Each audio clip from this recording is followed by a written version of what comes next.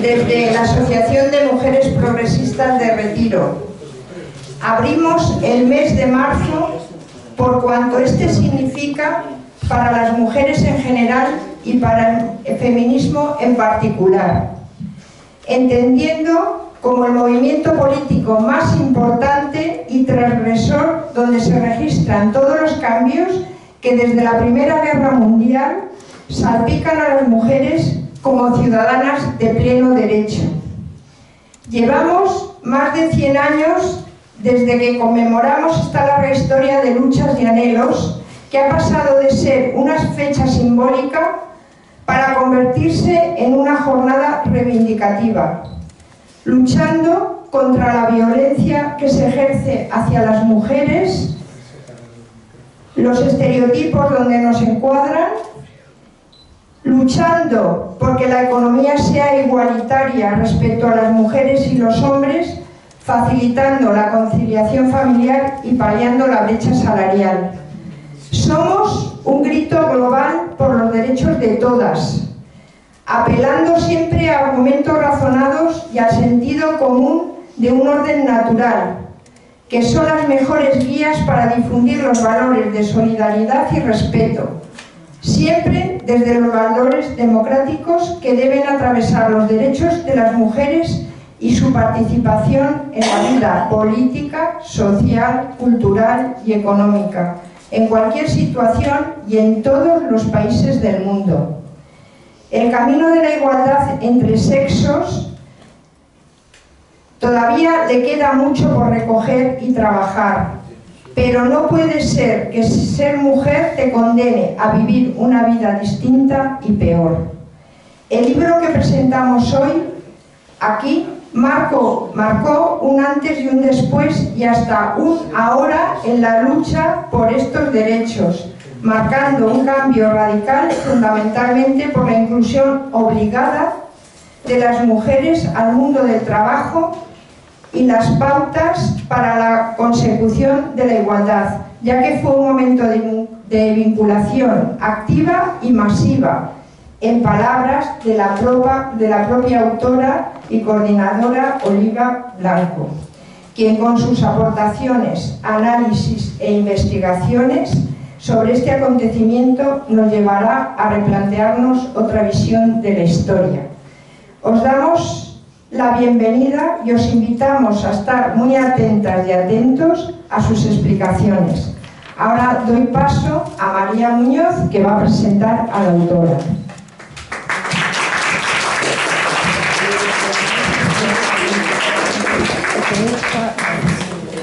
Buenas tardes. En primer lugar, deciros que la biblioteca literaria está englobada dentro de una editorial independiente que se llama Almud Ediciones de Castilla-La Mancha. La editorial es una editorial que dirige Oliva Blanco, de teoría crítica y estudios sobre las mujeres, y hay títulos muy importantes en ella. Realmente son libros joyas, se hacen pequeñas ediciones y desaparecen rápidamente. Por eso yo lo primero que quiero deciros es que tengáis en cuenta que este libro es muy interesante, que lo tengáis en vuestro poder y que lo difundáis.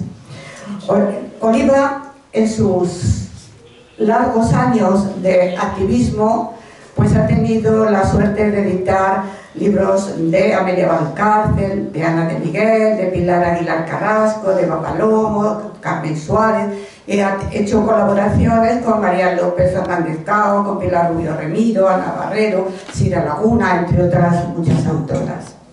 Oliva es licenciada en Filología Románica por la Universidad de Oviedo, Oliva de Gijón, y ha sido profesora de Lengua y Literatura en el Instituto de Asturias y de Madrid. Pertenece también al Instituto de Investigaciones Feministas de la Universidad Complutense y al colectivo Clásicas y Modernas. Desde luego ha publicado libros muy importantes y traducciones como la biografía de Olimpia de Buges en Ediciones del Orto, y de esta misma autora también prologó una recopilación de sus escritos políticos. Ella editó La polémica feminista en la España ilustrada en defensa de las mujeres de Feijóo y sus detractores. Y ha colaborado también en libros colectivos, en ponencias, en artículos, en conferencias, en debates con títulos como No toméis el nombre del feminismo en vano, La largo camino hacia la igualdad, y ha realizado estudios de diferentes autoras, de Emilia Pardo Bazán, de Carolina Coronado, de Clement Roger, Rosario de Acuña o Sor Juana Inés de la Cruz. Desde 2010 dirige esta colección a nivel feminista y desde el 2012 la web La Fábrica de la Memoria para la recuperación de la historia de las mujeres. No hace tanto que nos presentó una muestra que llevaba por título La República tiene nombre de mujer, que inundó la plaza del Ayuntamiento de Las Palmas de Gran Canaria, reivindicando este legado histórico. Y más recientemente ha hecho otra exposición urbana que se llamó Momentos del Feminismo, de las olas al tsunami del Me Too. Este movimiento que se ha renovado con las nuevas necesidades de actualizar temas como la sexualidad desde una perspectiva feminista, pero también humanista. En palabras de la filósofa casi nuestra de cabecera y muy vinculada a Oliva, Amelia Valcárcel, voy a decir una frase de ella. Dice: yo no quiero competir con los varones, quiero la mitad de todo, quiero cambiar el orden completo, para que el orden completo prevea que es justo que nosotras tengamos la mitad que nos corresponde. Pero también la exposición dio cuenta de necesidades como denunciar y legislar de manera efectiva temas como el borrado, la violencia, la prostitución o los derechos reproductivos. Esta exposición atravesó todos los temas de actualidad con las divergencias que estos generan. El peor enemigo de las mujeres es su abnegación, dijo Betty Friedman. Ahora no estamos ahí. Pero el libro que nos ocupa hoy la lleva ocupando a ella desde 2016. ¿Puedes separar un poco micrófonos? Que sí. Yo creo que separado no se oye. Sí, pues perdonad. Yo misma me estaba oyendo. Bueno, desde 2016 se ha venido comisariando la exposición de carteles Mujeres en la Primera Guerra Mundial, Vanguardia y Retaguardia, que ha podido verse en diversos centros institucionales y universitarios españoles, y que el 8 de marzo del 2018, esa fecha clave para el feminismo global, estuvo en Estrasburgo. Recordamos en este punto que el voto fue concedido a las mujeres como premio a la participación en la Primera Guerra. Pero queremos señalar hoy que entre sus investigaciones y estudios más recientes destacan la labor y el papel de las mujeres en la Primera Guerra Mundial, que ha dado origen a varios libros y a un encuentro que coordinó junto a Laura Freixas en la Casa Encendida, año en el que se cumplía, el 2019, el centenario de la Gran Guerra, un hecho que propició el surgimiento de una nueva mujer. Y en él intervinieron diferentes pensadoras, con la presencia destacada de Virginia Nicholson, la sobrina nieta de Virginia Woolf, que era experta en el conflicto. Aquí nos presenta hoy un volumen con el que cerrará esta trilogía. Va a ser una conferencia ilustrada y estamos expectantes para recibirlo, porque verdaderamente creo que será una lección magistral sobre la historia de las mujeres. Doy paso a nuestra compañera Raquel, que va a dar una sencilla pincelada de los textos que también se pueden encontrar en este libro.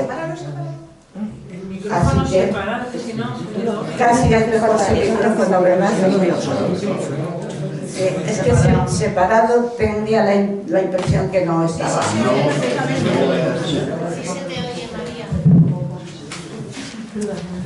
Buenas tardes.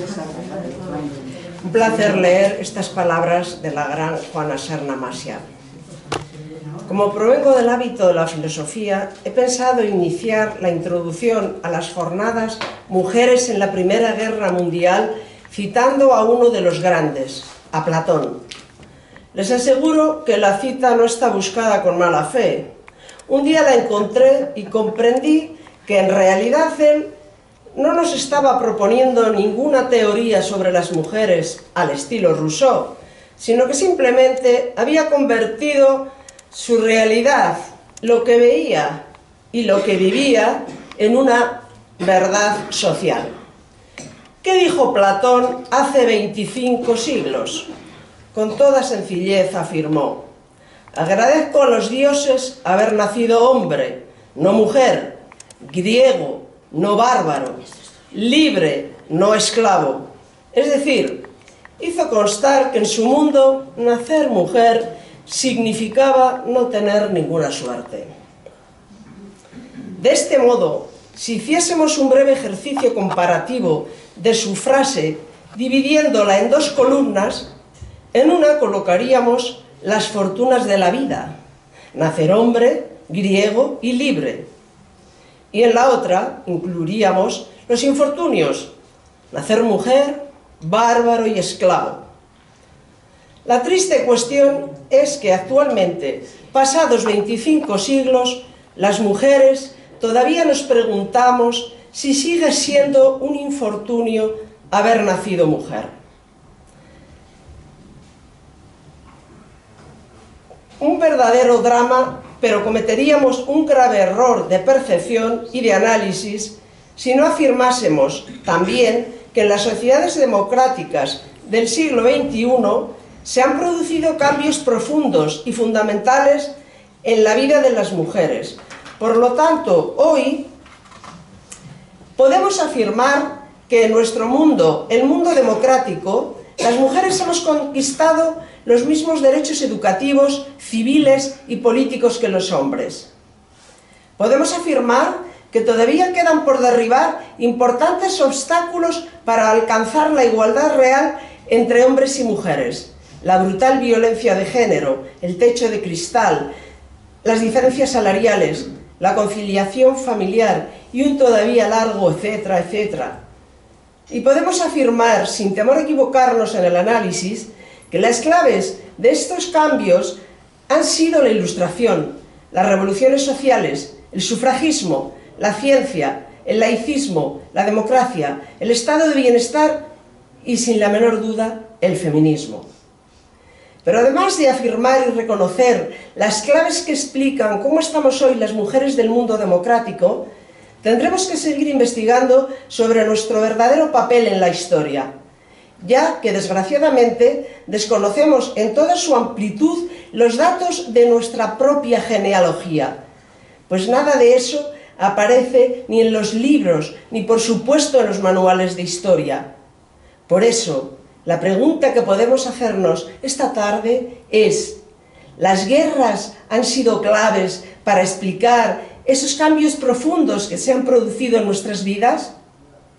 O más concretamente, ¿cómo influyó la terrible Primera Guerra Mundial en la vida de las mujeres? Os dejo con esta...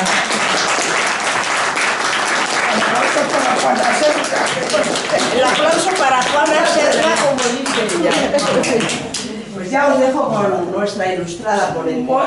Buenas tardes y muchas gracias por venir y empezar este mes de marzo, que además de todas esas cosas que somos las mujeres, en este mes nos convertimos un poquito en el conejo de Alicia, porque vamos corriendo a todas las partes, ya que este mes milagrosamente las bibliotecas, los museos, las librerías y las diversas instituciones reparan en que hay una cosa que se llama mujer o mujeres y tenemos el tiempo lleno de actividades que el resto del año no vemos por ninguna parte. Pero bienvenido sea el mes de marzo y bienvenido sea que se reconozca la labor de las mujeres, aunque solo sea en esta ínfima parte. Bueno, explicar el trabajo, no solo mío, sino que es un trabajo colectivo, en media hora, 3/4, es tarea imposible. Entonces, yo sencillamente lo que voy a intentar hacer es una especie de flashes a través de diapositivas para que ustedes hagan una idea del contenido de esos 3 volúmenes, el último de los cuales es el que presentamos concretamente hoy. Antes de empezar con las diapositivas y con la génesis de los trabajos, he de decir que estoy profundamente emocionada porque me encuentro aquí hoy con multitud de amigos, pero sobre todo con una de las primeras personas con las que me encontré en Madrid cuando vine a hacer profesión de feminista, que es Ana Mañeru, que me acogió en un curso que daba el Instituto de la Mujer y seguimos en la lucha, compañera. Bueno, aparte hay muchísimas amigas y amigos que saben que lo son y si me dirigiera a ellos personalmente no acabaríamos nunca. O sea, que paso a explicaros un poco qué vais a encontrar en este volumen y qué podéis encontrar en los otros que os voy a señalar. Como ya se ha dicho, mi interés por las mujeres en la Primera Guerra Mundial, yo soy filóloga, entonces es un interés de investigación feminista, surge cuando en el 2014 se conmemora los 100 años del principio de ese conflicto que cambió la faz del mundo y del cual seguimos recibiendo embestidas. Es decir, no podemos entender el mundo de hoy y no podemos entender una guerra que tenemos ahí al lado, que es la guerra de Ucrania, si no entendemos lo que ha pasado en esos años en Europa. Y de ahí el interés por el tema. Como siempre que se conmemora algún hecho histórico relevante, pues surge de refilón el interés por la participación de las mujeres en esos sucesos. Ya había pasado en 1989, cuando se celebró el bicentenario de la Revolución Francesa. Lo primero que me movió a interesarme por el fenómeno de las mujeres en la Gran Guerra fue que me dio la impresión que se hablaba menos de la participación de las mujeres en la Gran Guerra, o por lo menos a nivel de publicaciones, que de lo que se había hablado en la Revolución Francesa, en el bicentenario de la Revolución. Yo tenía mucha más bibliografía sobre mujeres en la Revolución Francesa que la que estaba encontrando sobre mujeres en la Gran Guerra. Esto me llevó a plantearme que quizá las mujeres interesamos cuando estamos muertas, y si estamos muertas mucho tiempo atrás, mucho mejor. Y entonces una de las labores fundamentales del feminismo es desenterrar a esas muertas y hacer una labor de reconstrucción arqueológica ajena a lo que está pasando. Bueno, movida por voy a ver qué ha pasado con las mujeres en la Gran Guerra, empecé a estudiarlo y fruto de eso empecé a estudiarlo desde el punto de vista de la imagen, es decir, cómo representaba, por ejemplo, los carteles a la mujer en ese periodo histórico. Y de ahí surgió esa exposición a la que se ha aludido y como fruto de esa exposición surgió primeramente una separata del Rapto de Europa y posteriormente a la exposición el primer volumen de esta trilogía que es Mujeres en la Primera Guerra Mundial, Vanguardia y Retaguardia. El subtítulo es muy importante porque yo sostengo que las guerras se libran en las trincheras pero se ganan en la retaguardia. Y esto vale para la guerra del 14 y vale para la situación de Ucrania hoy. Pero hoy, si encendemos la televisión, vamos a ver solamente la guerra de trincheras. No sabemos qué está pasando con las mujeres en Ucrania hoy. En un primer momento hubo o veíamos fotos de que las mujeres salían del país, y la idea que tenemos es que las mujeres de Ucrania emigraron prácticamente en masa. Lo que quiero decir es que no sabemos, o yo al menos no lo sé, a través de los medios de información, qué es lo que están haciendo las mujeres en Ucrania hoy. Bueno, entonces ese primer volumen recoge los siguientes temas, que fueron los temas en los que me centré primeramente. Como yo soy de literatura, pues primeramente me centré en el aspecto literario, que encargué a una persona para el libro, y esta persona se fijó en un artículo magnífico en 3 referentes: Edith Wharton, Nellie Bly y Rebecca West. Entonces ella, Paloma Albadalejo, titula su trabajo como La dama, la aventurera y la rebelde. Además son 3 adjetivos que corresponden muy bien a esos personajes, y después explicaré un poco después. En ese primer volumen hay también, aparte de mi artículo sobre los carteles, pues un artículo de María López Cao, que desgraciadamente no ha podido venir. Yo hubiera querido tenerla aquí, pero está en la librería Meta, pues hablando también de arte, por esto del mes de marzo, que hay conjunción de intereses, y hay un artículo a cargo de Carmen Suárez, donde plantea no tanto los problemas de la guerra como los problemas de la paz, porque claro, guerra y paz son como las 2 caras de la misma moneda. El segundo volumen, Caminos y trincheras, responde a esa serie de conferencias que se celebraron en la Casa Encendida con la figura estelar de Virginia Nicholson y su libro Ellas solas, que en realidad es un libro fascinante donde explora cómo quedaron las mujeres en el Reino Unido después del conflicto.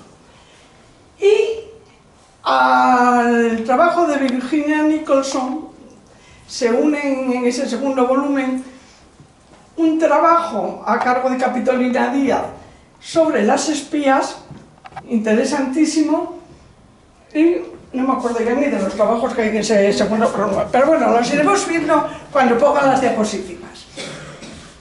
Y el tercer volumen, que es este, pues también me iré refiriendo a él a través de las diapositivas. Bueno, en el tercer volumen, que es un volumen muy moderno, como veis, le por un lado y por otro, y diréis, ¿por qué esta modernez de tener que estar dándole la vuelta al libro? Pues es una explicación, lo dejo aquí y esto es lo que después se puede cotillar. Es una explicación que me vi obligada un poco a tomarla, queda muy feo, por modestia. Cuando una mujer dice modestia yo me pongo a temblar. Pero bueno, ¿en qué sentido por modestia? Pues en el siguiente sentido. Si el segundo correspondería a las jornadas de la Casa Encendida, este libro tercero sería el fruto de las jornadas que se celebraron en la Universidad de Alicante, en la que participó Juana Serla con ese magnífico texto que acabamos de oír, y que se celebraron en noviembre del 2019. Cuando acaban las jornadas, pues casi inmediatamente nos confinan en nuestras casitas y quedó la cosa, como ustedes saben, todo como en suspenso. Y entonces yo me aburría y seguí ampliando el tema que había tocado en las jornadas, que era la comparación ya no de los carteles, de cómo se trataba el tema femenino en los carteles, sino comparar carteles y fotografías. Esto era el planteamiento inicial. Y claro, como me pasé los años de la pandemia investigando y estudiando, cuando acabo mi investigación tengo un tocho que es casi medio libro. Y me parecía feo si yo hacía un libro como de actas de las jornadas, que las demás quedaran como la mitad rinconadas y yo como en el otro lado. Y entonces se me ocurrió lo de dar la vuelta. Bueno, es una explicación que a lo mejor les interesa poco, pero que yo creo que psicológicamente tiene su puntito de interés. No su puntito de interés. Bueno, dicho esto, paso ya a explicar lo que bien lo que me interesa subrayar. Hay dos iconos fundamentales en la Gran Guerra. Dos estereotipos femeninos potentísimos. Uno es las munitionettes, de las que hablaremos después, y otro son las enfermeras. De hecho, pues en la portada del Rato de Europa aparecía un cartel con la figura de las enfermeras. Las enfermeras, evidentemente, en la Gran Guerra juegan un papel fundamental. Yo me voy a referir a dos libros. Me voy a referir a dos libros escritos por mujeres, porque los libros de mujeres son incurables. Entonces yo les aconsejo que compren libros de mujeres, porque van a tener ustedes en el futuro, como ya he dicho, una colección de incurables estupenda. Entonces, esta colección de incurables que pueden ir formando, y además son dos libros magníficos, uno es el de Vera Brittain, Testamento de Juventud, donde ya cuenta su experiencia como enfermera, y otro es uno de Wendy Moore, eso no es lugar para mujeres. Y cuenta también el problema de los hospitales femeninos, fundamentalmente en Inglaterra y en Francia. Lo que no he encontrado cuando se habla del problema de las enfermeras y del estereotipo de las enfermeras, que el estereotipo de las enfermeras en los carteles aparece de todas las maneras posibles, porque aparecen como ángeles del hogar, de las trincheras, perdón, siguiendo en la estela de ángeles del hogar. Entonces, aparecen con alas en los carteles. Hay enfermeras verdaderamente, que quede claro, que son ángeles. Pero aparecen también representando al nacionalismo. Y entonces tenemos un cartel de enfermeras donde está rodeado de todas las banderas de los países participantes en el conflicto. Qué curioso, de todas maneras, que ese cartel tan potente, donde se asocia mujer con nacionalismo, con naciones, el texto es que lo que se piden son compresas, tampones, gasas, es decir, disminuye la fuerza del cartel con lo que se pide en el mismo, que es una constante en todos los carteles de la Gran Guerra, como vamos a ver. La imagen es potentísima, moderna, y el texto es como si el patriarcado no dejara pasar ese mensaje tan potente de imagen, sino que tiene que dejar claro cuál es el puesto de las mujeres. Entonces, aparte de ángeles, representantes de la nación, aparecen también como vestidas a la moda, en vez de monjas parecen maniquíes en una pasarela, o, vete atrás por favor, o aparece uno de los carteles más significativos, es como una piedad, porque ese cartel que tenemos ahí, en realidad, inmediatamente lo relacionamos con la piedad de Miguel Ángel. Y También esa contraposición, que es una piedad, lo podemos ver en esta imagen, que es del texto de Marian Cao, en el que trabaja, porque Marian Cao en el primer volumen habla del arte en general, en el periodo bélico, pero en el segundo volumen se centra en una figura canónica, como es Kate Colwyn, la gran escultora Kate Colwyn, y entonces ejemplifica ese estudio, entre otras cosas, con esta piedad. Entonces vemos la contraposición entre el cartel y la escultura, y como siempre, aunque este es uno de los carteles más rotundos, tiene fuerza, el cartel no es un cartel ñoño, hay carteles de enfermeras más ñoños, sin embargo sigue teniendo más fuerza la escultura, la fotografía, que es también otra de las ideas emergentes.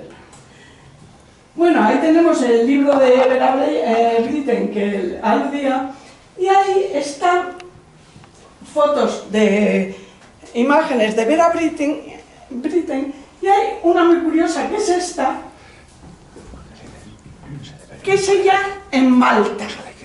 Pongo esa imagen de las enfermeras en Malta porque una de las cosas que propició la Gran Guerra es el desplazamiento de las mujeres a países que nunca hubieran pensado ir si no llegase por el conflicto. Y para terminar, sin embargo, lo que no he encontrado cuando se analiza el tema de las enfermeras, o cuando se analiza el papel de las enfermeras en la Gran Guerra, es lo que yo llamaría sexo contra sexo y clase contra clase, que es un título de un libro clásico del feminismo de los 70, creo que era de Evelyn Reed. ¿Por qué digo esto? Porque las enfermeras, a ver si me entienden, hay un problema. Aquí tenemos las médicas inglesas, bueno, médicas inglesas y de otras nacionalidades, aquí están las enfermeras, aquí tendríamos los médicos, es decir, médicos, médicas, enfermeras, y después vamos a tener las que no tienen título, no están profesionalizadas, pero ayudan en labores de enfermería. El primer puenting se hace en que las enfermeras se apoyan en los médicos que rechazan a las médicas.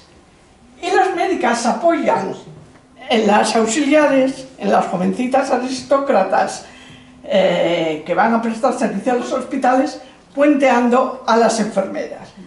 Bueno, es un conflicto interesantísimo que dentro de esa apariencia angelical da para 20.000 estudios sociológicos, pero lo vamos a dejar ahí. Bueno, siguiendo con el papel fundamental de las mujeres en la Gran Guerra. La guerra se generaliza en agosto y les recomiendo encarecidamente que lean, si no lo han hecho, a Barbara Tuchman. Barbara Tuchman es una historiadora magnífica que tiene dos obras fantásticas. Una es Cañones de agosto, que es una especie de estudio de la contienda en el mes de agosto desde el punto de vista militar, pero tiene sobre todo un análisis sociológico de lo más fino y preciso que se llama La Torre del Orgullo. Yo creo que Barbara Tuchman es una historiadora excelente para entender lo que ha sido el conflicto. Como digo, el conflicto se generaliza en agosto y claro, en septiembre son las cosechas. Y las cosechas no entienden de guerras.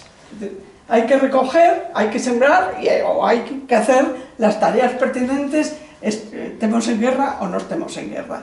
Con lo cual, Viviani, el presidente francés, hace un llamamiento a todas las mujeres para que ocupen las labores que antes realizaban los hombres, porque las mujeres han trabajado siempre, y en la agricultura más. Lo que pasa que las tareas agrícolas de las mujeres estaban estereotipadas, y ellas lo hacían, por ejemplo, cortar leña. Pero ahí vemos una mujer cortando leña, o ellas no hacían el pan, vendían el pan. Entonces hay fotos de mujeres en los hornos de pan. Es decir, no es que no trabajaran, sino que ahora ocupan los puestos de los hombres. En cambio, los carteles son mucho más engañosos, porque dejan claro cuál es el papel de la mujer. Dios creó el arado, Dios Padre, y ella lo lleva. Hay otros que dicen, apoya, ella está segando, apoya al hombre, no, apoya a la mujer que él dejó detrás. Y entonces él ahí está en el fondo del cartel. Es decir, siempre hay un choque entre la imagen y el texto. El texto siempre rebaja la fuerza de la imagen. Por eso la comparación con las fotos no las rebajan. Vamos, si las escoges y las que hay, no las rebajan. Muestran la cosa tal cual es. Oiga, mire, no sé quién creó el arado y no sé quién corta la leña, pero ahí tengo una señora que parece un escolario, un vasco de pelo en pecho. Lo mismo pasa con el otro estereotipo famoso que son las bourillonnettes, las mujeres que trabajan en las fábricas de municiones. Bueno, a las municiones, si se lee la prensa de la época, y es para echarte a llorar, porque claro, para animar a que las mujeres trabajen ahí, en las fábricas, en esos empleos, decían, bueno, es que ellas tienen unos dedos tan finitos, tienen tanta paciencia, son tan hábiles y meticulosas, y es un trabajo como estar ensartando perlas en un collar. El trabajo de municionettes. Las llamaban las Canary Girls porque quedaban amarillas del TNT. Y no solo quedaban amarillas, sino que les producían abortos. Marcel Capi, que es una periodista anarquista y visita las fábricas, dice, es que levantan 30.000 kilos de peso diario. Hace el cálculo de peso que levantan. O sea, esto no son labores de estamos enzarzando un collar, o sea, son labores de una prueba física tremenda. Los carteles, volvemos a lo mismo, ese cartel es un cartel rotundo, o sea, es un cartel donde están trabajando en una fábrica de armas, ¿no? Bueno, pues lo que se pide son hosteleras para la cantina, para el restaurante. No, están con munición, están con armamento pesado, están trabajando con armamento pesado. Entonces, la contradicción entre la imagen y el texto. Bueno, os había dicho que en el primer volumen se había comparado la visión de la guerra desde el punto de vista literario por tres mujeres, Edith Wharton y Nellie Bly. Edith Wharton tiene un libro que se llama Francia combatiente, que se puede leer en castellano, y Edith Wharton, de ese libro, es un paseo en automóvil por los campos de Francia. Es decir, es como si estuviéramos en los salones franceses o ingleses o norteamericanos, que ella también narra. Es decir, no se mancha ni con la sangre ni con el barro. Eso sí, en un estilo exquisito y en un patriotismo exultante. Pero un libro muy falso y muy tendencioso. En cambio, Nellie Bly, que es una periodista norteamericana que yo creo que es una de las primeras que inicia lo que se llama el periodismo de investigación, porque se hace pasar, por ejemplo, por una loca para saber cómo se vivía en los psiquiátricos, pues viene a Europa, al campo alemán, además, no al campo de los aliados, y sencillamente es como la visión opuesta de Edith Wharton. Porque ella sencillamente lo que hace es, llega, veo, lo cuento y actúo. Y entonces sencillamente cuenta lo que está pasando sin tapujos. Y por último, la última escritora que yo recomendaría, porque tiene muchísimo interés, es Rebecca West. Rebecca West es un personaje fascinante que muchas feministas la conocemos por esa famosa frase de yo no sé lo que significa el feminismo, solo sé que me llaman feminista cuando expreso opiniones que me diferencian de un felpudo. Entonces sencillamente tenía muy claro lo que era el feminismo y escribe una novela maravillosa que es como, si hiciéramos un paralelismo, Proust-Joyce sería Proust-Edith Wharton, Joyce Rebecca West. Entonces escribe una novela maravillosa que es El regreso del soldado. En la guerra, España no participó en la guerra, aunque se enriqueció con ella. Hoy hablábamos de cómo era el personaje de Tebas, la familia, el del cuadro de Almagro. De la Sota. De la Sota. Sí, de la Sota. No sé si lo digo porque tiene interés también, ya que hablamos de guerra. Hoy comentábamos que el naviero de la Sota, pues había logrado recuperar un cuadro incautado durante nuestra guerra civil por las tropas franquistas, porque su familia era republicana, que estaba en el parador de Almagro. Y sencillamente de la Sota parece que la riqueza le viene de la Primera Guerra Mundial, en la que España no había participado, pero había hecho muy buenos negocios.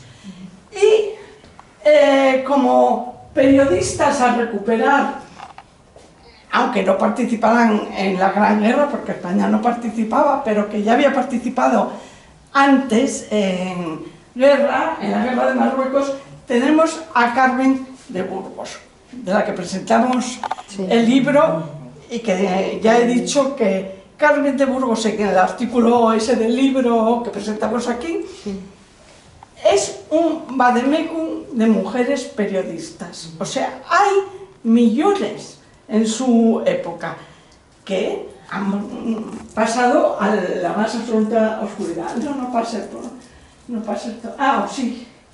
Sí, bueno, pasa, por favor.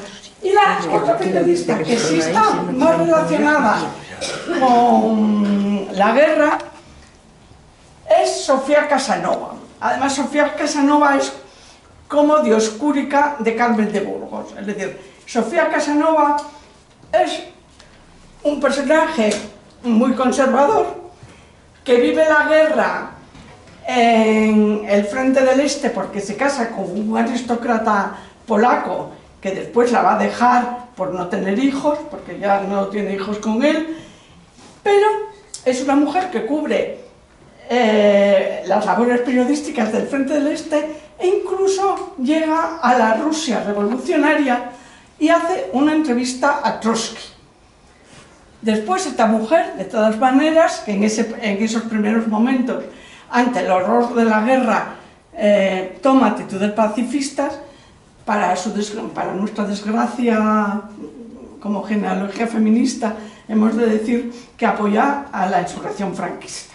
Entonces, pero bueno, es una mujer que como periodista, pues, tiene interés, y ahí la tenemos abajo en un hospital polaco. Y arriba tenemos, porque cuando se habla de guerra, y antes hablábamos de médicas y de hospitales y enfermeras,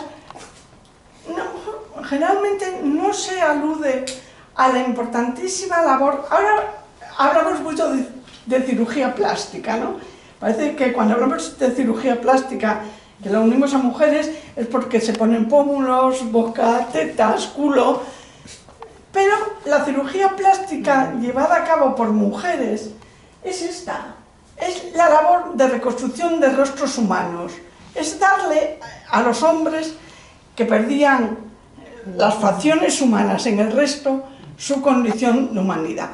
Y esos son nombres como Anne Coleman o Popelet, que era una escultora y trabajaban al unísono, una como médico y otra para hacer los vaciados de cara, que son bastante desconocidos. A lo mejor conocemos a 4 Minutis, que están operando pues los labios de las señoritas jóvenes o no jóvenes que tenemos ahora, ¿no? Tienen una labor importantísima como cirujanas plásticas y recuperación, ya digo, de la dignidad del ser humano. Y bueno, paralelamente, lo mismo que en el... esta es una foto del primer volumen.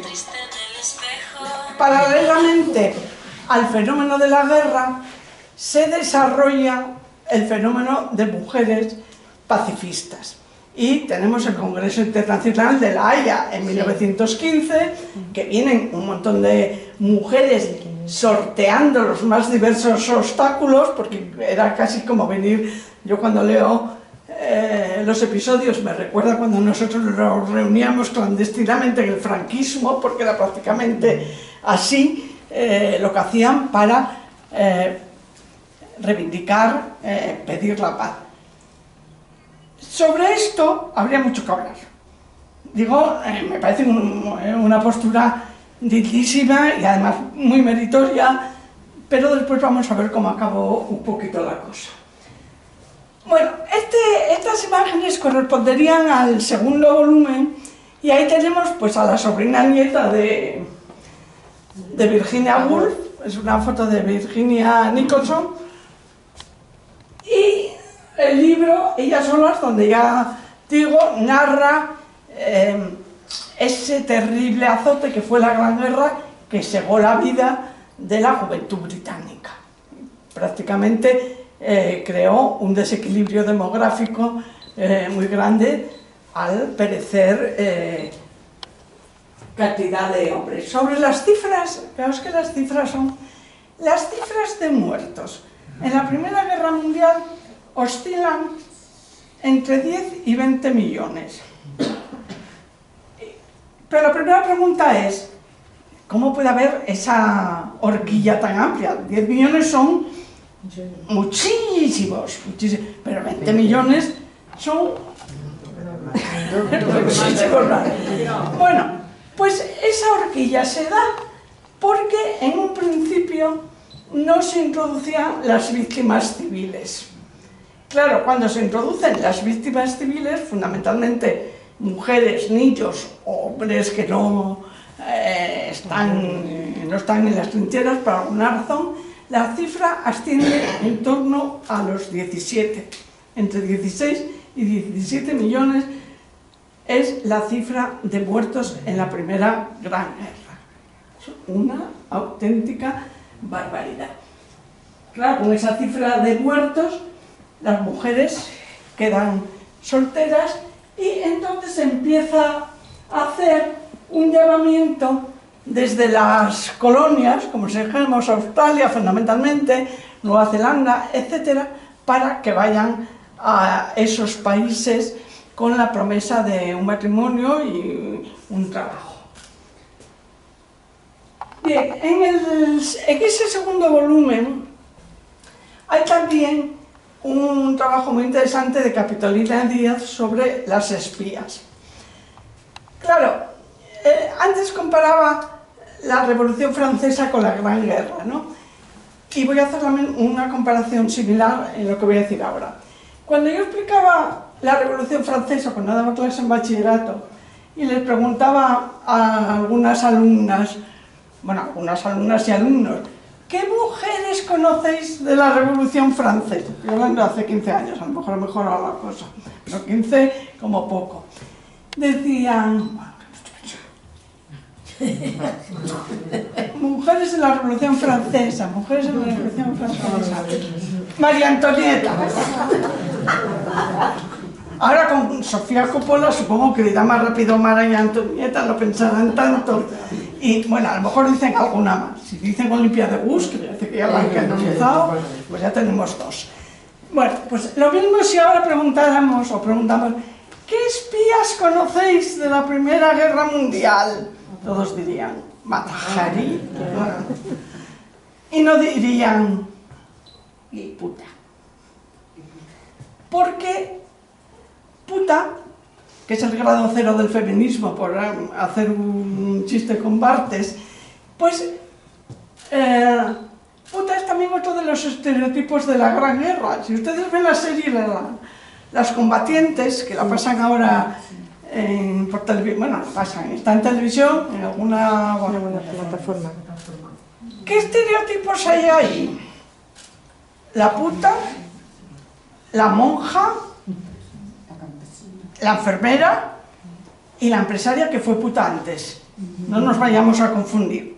Es empresaria, pero antes ha sido puta. Bueno, carteles para hacer esa contraposición entre putas y...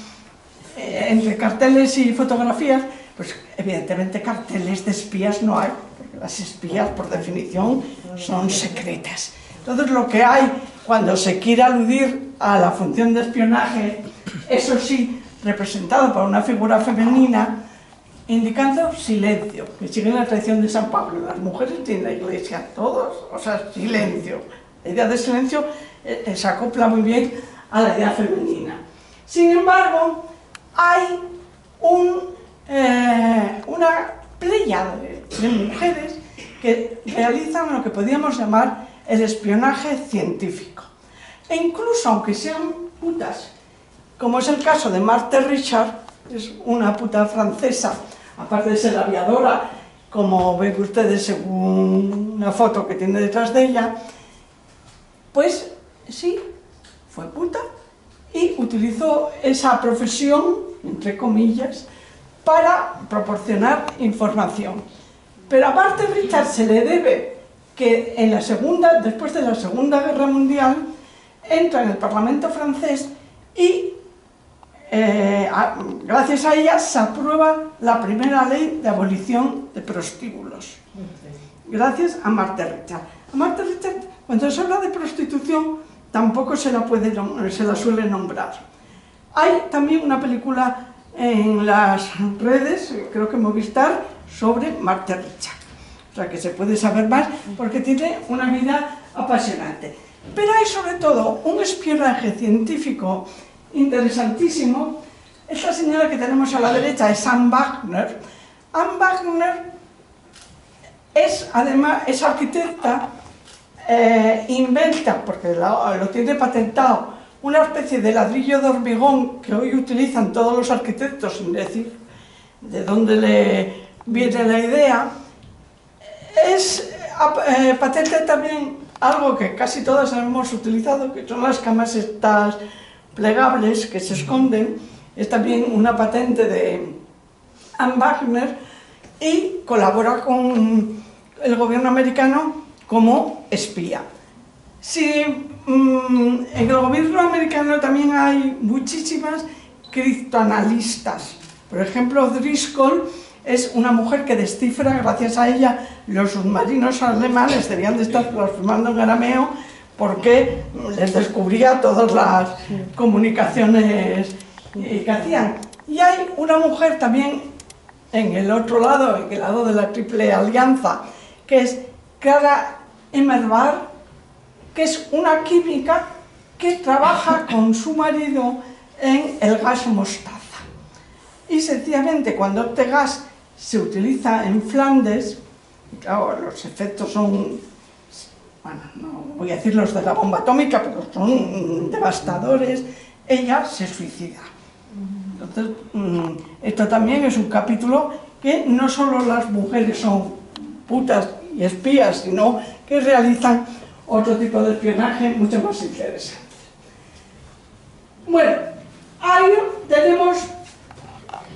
Ahí, es que has puesto, ¿ves? Tenemos dos pendrive, has puesto pendrive que está mal. Es que lo hemos estado corrigiendo en casa. No es la quinta arma, es la sexta arma. Como el público, bueno, es visto, su público veo que es visto. Los señores saben lo que son, cuando se habla en el ejército de la quinta arma, la cuarta arma, etc. veo que son antimilitaristas. Bueno, y yo me enteré de lo que era la sexta arma, que ni idea, cuando se celebró la exposición en el Alcázar de Toledo, la exposición de carteles en el Alcázar de Toledo.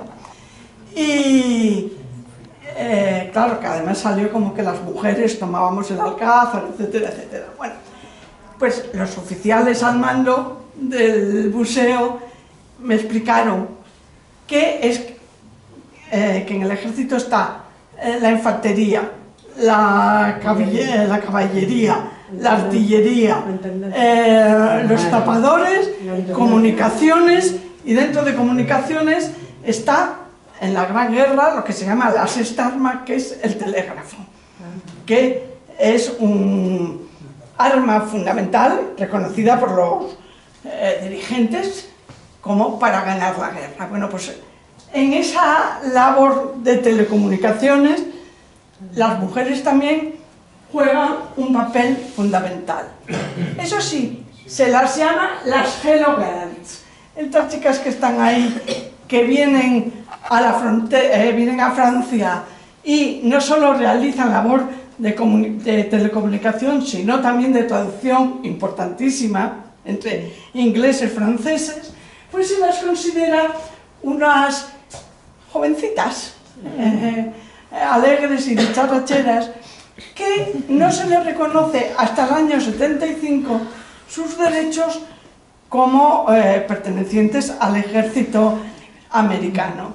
Y cuando se les reconoce sus derechos, una de ellas dice: agradezco mucho esta distinción, porque no lo agradezco solo por haber luchado en los campos europeos, la agradezco por haber luchado contra el ejército de Estados Unidos, que no me ha reconocido esta labor hasta ahora, del que dentro del propio ejército siempre han sido ninguneadas. Bueno, en la foto anterior de las Hello Girls, en la pared, estas telegrafistas tienen aquí un póster, un cartel, ¿no? Y ese cartel es justamente ese que tenemos a la derecha. Es decir, cuando los historiadores empezaron a explicar la Gran Guerra, primeramente se explicó desde el punto de vista de los despachos, y era como una guerra de papeles, era que mandó, que dijo, o sea, una guerra como de las alturas, ¿no? Después se pasó a poner el foco en le poilus, es decir, en los soldados de a pie. Una tercera revisión del conflicto llevó a destacar la importancia de los nacionalismos en el mismo. Y esperemos que un cuarto se introduzca de pleno derecho en la labor de las mujeres. Pero el nacionalismo juega un papel importante, entonces cada barrio refleja sus ideales patrióticos y nacionales en figuras en el lado de la Triple Alianza, como las valquirias, y en el lado de los aliados, como la figura de Juana de Arco. O sea, se fijan en figuras totémicas, por decirlo de alguna manera. Sin embargo, a mí también me hace gracia cómo se ve o cómo se reflejan los carteles del nacionalismo según el país del que se trate. Entonces tenemos dos carteles. El de la izquierda es un cartel inglés y las mujeres están detrás de la ventanita diciéndoles adiós a los soldados, mientras en el cartel de la derecha es un cartel irlandés, ella brazos en jarras diciendo o vas tú o voy yo. Entonces hay también dentro de esas cosas, el nacionalismo irlandés tiene un interés fundamental, porque además hay, lo mismo que con las enfermeras he intentado ver ese conflicto que digo entre médicas, médicos, enfermeras, asistentes, etc. En el nacionalismo irlandés está el problema del nacionalismo irlandés, está el problema de la guerra y está el problema de las sufragistas irlandesas, unas nacionalistas y otras no nacionalistas. Pero claro, son temas que hay que estudiar al detalle y que a los historiadores, como les importa un bledo, no sé, han estudiado y que son temas apasionantes. Bueno, el tema del nacionalismo, hay en la foto, de todas maneras es una foto también simbólica, alegórica, dantesca, ¿no? Una señora envuelta, ni más ni menos que en todas las banderas, eso sí, de los triunfadores. Y en la izquierda tenemos una revista satírica muy interesante, que es la Bayonet, donde se hace mofa de ese nacionalismo en la figura de Marianne y de Germania. Bueno, se hace mofa, pero poco, porque claro, Marianne, la revista es francesa y queda mucho mejor vista por el satírico de turno que Germania. Eso está claro. Aunque se haga mofa, nuestro nacionalismo es el nuestro y no nos vamos a meter con él.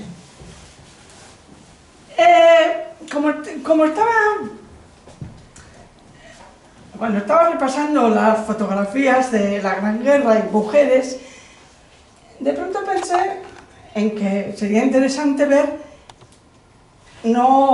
quién hacía esas fotografías, ¿no? O sea, fijarnos un poco en las fotógrafas que a través de la cámara muestran el conflicto.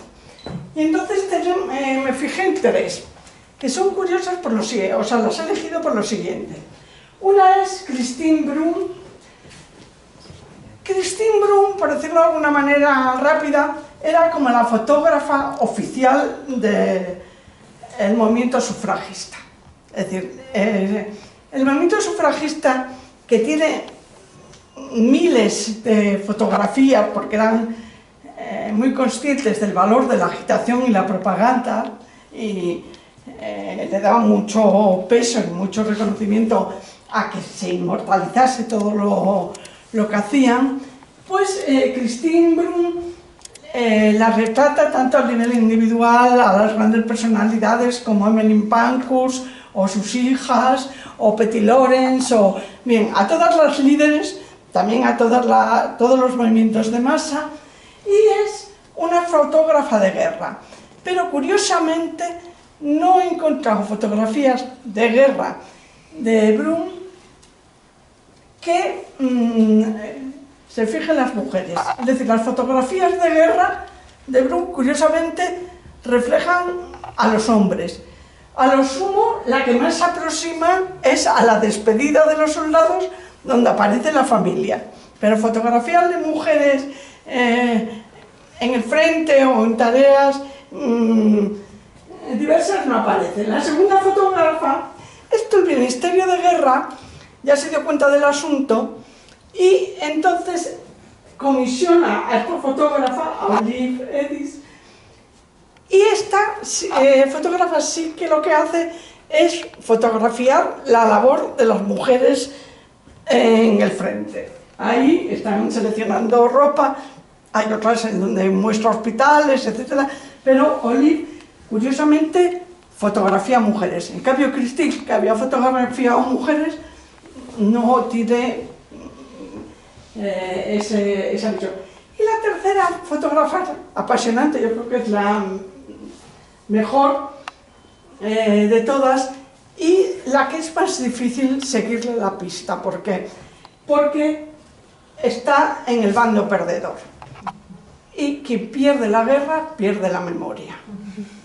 Y pierde la memoria hasta el punto de que esto se ve tanto en fotografías como en carteles.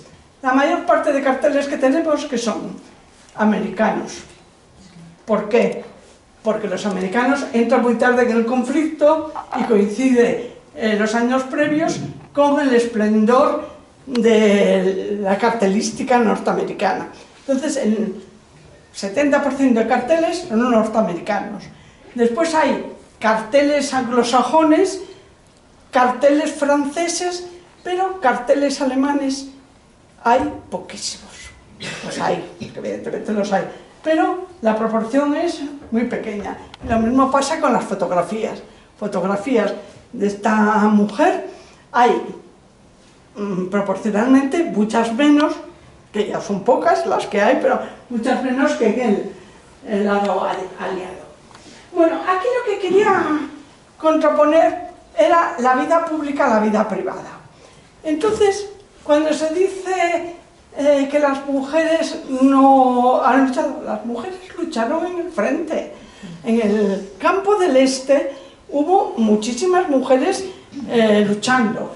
Y una de ellas está ahí, es Flora Sandes, que está en un descanso jugando al ajedrez con sus compañeros. Es decir, que no solo hubo mujeres enfermeras, municiones, sino que hubo mujeres en el campo de batalla luchando.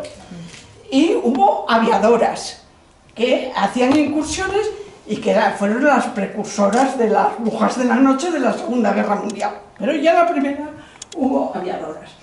En cambio, los carteles, y sobre todo los carteles americanos, porque los carteles americanos se ven claramente porque desprenden un optimismo a tope. Es decir, la mayor parte de carteles americanos son la abuelita feliz pidiendo dinero para ayudar la causa aliada, la familia feliz rodeadas en la cocina de frutas y postres pidiendo dinero para la causa aliada. Es el mundo feliz. El mundo feliz, pero cuando las cosas empiezan a torcer, quien se tiene que sacrificar son las mujeres. ¿Por qué? ¿Qué tienen que hacer? Comer menos pan si quieren la victoria, porque empieza a haber una campaña de que el trigo tarda mucho en madurar, vamos, entonces hay que sembrar cereales rápidos, de ahí los cornflakes, o sea, tomen ustedes maíz y no tomen trigo, y hay otros carteles todavía más directos, la carne para los hombres, usted tome pescado, si puede, pero la carne, los filetes, para el buen soldado que está en el frente. Entonces se empieza a hacer una campaña de restricción de alimentos. Es también apasionante como el papel de los niños en la guerra. Hay que pensar que la guerra dejó, se calcula, unos 6 millones de huérfanos. Claro, la infancia era como el reclamo de concitar buenas voluntades. Entonces hay multitud de carteles con el tema de los niños para mover al patriotismo e incluso al nacionalismo encubierto. Ese cartel de la derecha lo que está pidiendo es que se compren muñecas, o sea, que se compren bonos para muñecas para las niñas de Alsacia y Lorena. Las niñas de Alsacia y Lorena eran los territorios reivindicados por Francia frente a Alemania como las joyas de la corona. Las demás niñas del territorio francés no se sabe si tenían derecho a muñecas o no, pero las de Alsacia y Lorena tenían que tener muñecas sufragadas por el contribuyente. Y después tener las fotos que son mucho menos engañosas, mucho más directas, como pretendo mostrar. Ahí tenemos en pleno conflicto a niños jugando a la guerra, o tenemos una niña retratada con esas perlas que ensartaban las mujeres en las fábricas, que vean el tamaño de algunos obuses que manejaban. En este tercer volumen hay también un artículo muy interesante de Diana Radnowitz sobre el humor. Y entonces ella se fija en un dibujante, Grace Father, que crea un personaje que se convierte un poco como la mascota de Mariscal, que se convierte como el referente del soldado de a pie, y es el viejo Bill, que es el soldado de la derecha, y que es claramente una caricatura de la propaganda oficial que cuando reclama que se alisten, pues es un señor con la gorra, el otro es un señor con ¿cómo se llama? Bueno, no es la gorra de platos, Un pasamontañas. un pasamontañas, cutre, Los bigotes es decisivos, la propaganda oficial están enhiestos hacia arriba, el pobre Bill le cae el bigote por la comisura, en fin. Fue un personaje muy célebre que en tiras de cómics ridiculizaba la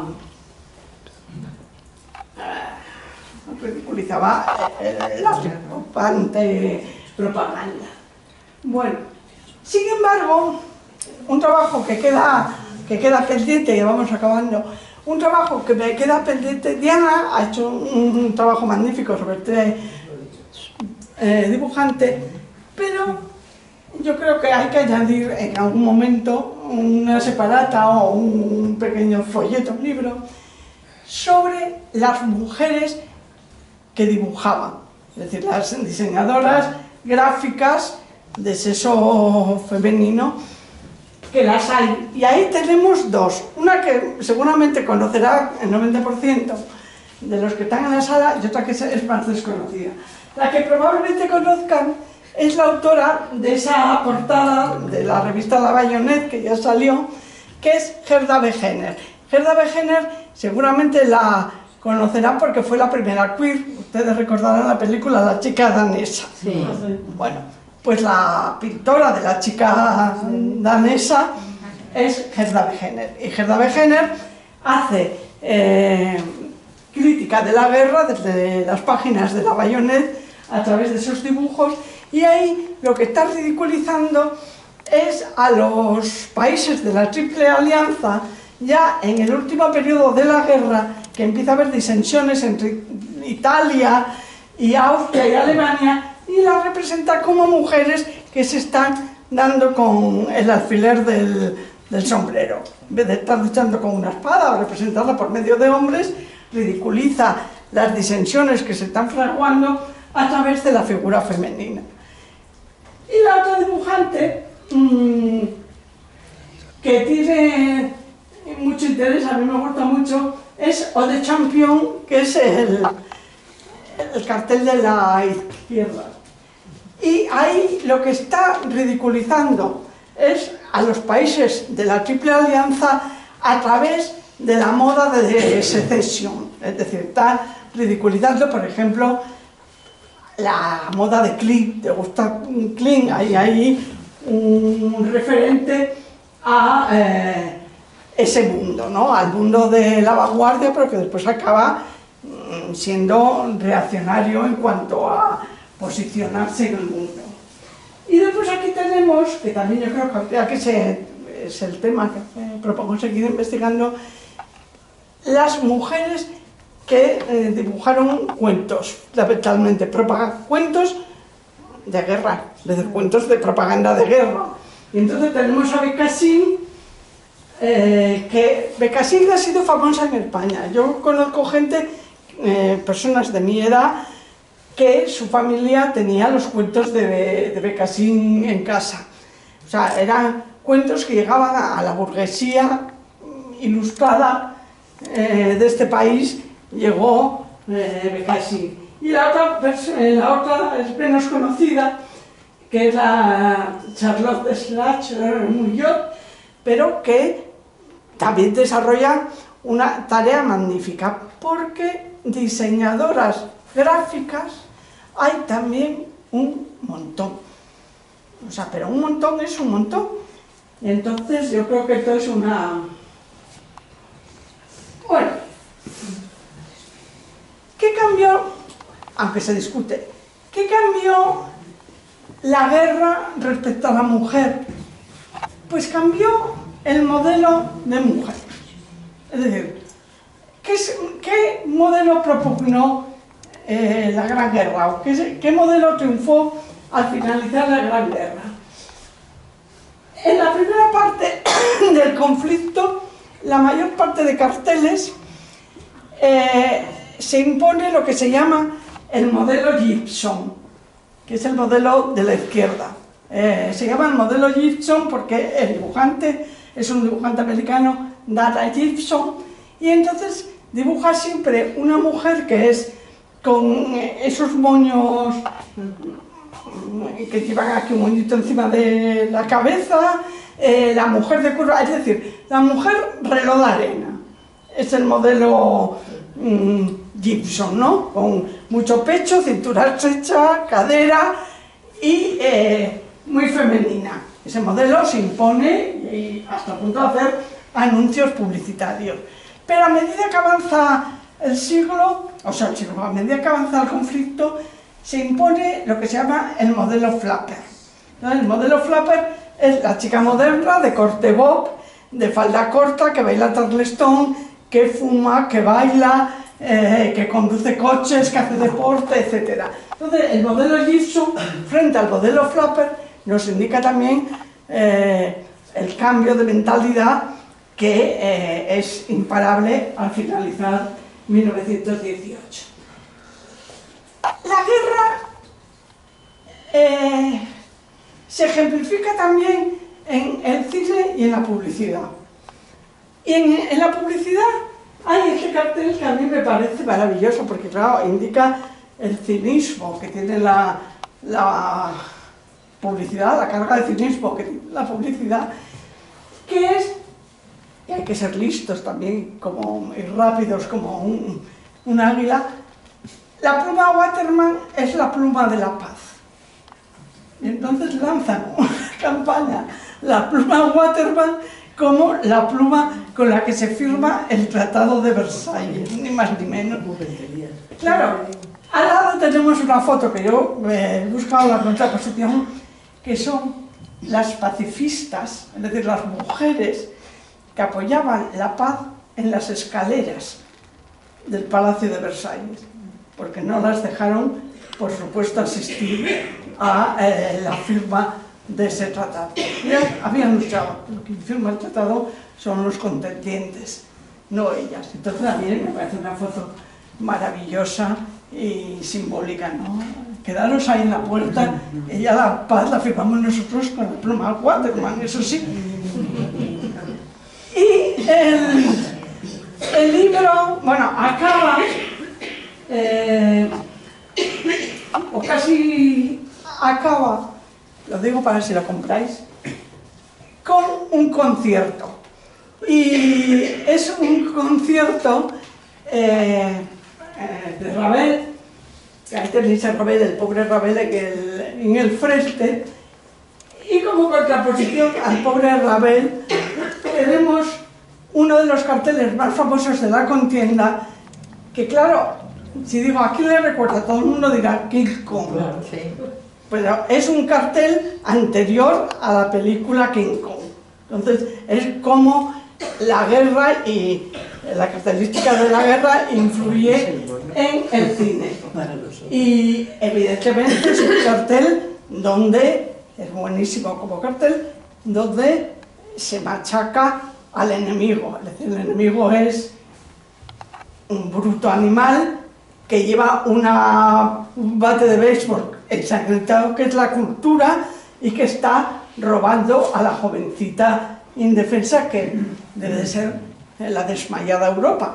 Y entonces ese cartel ha tenido tanta fuerza que lo volvemos a ver en fotos en la Segunda Guerra Mundial en Rusia, ni más ni menos, en paredes rusas, y que nos ha quedado a todos en el imaginario como la película King Kong.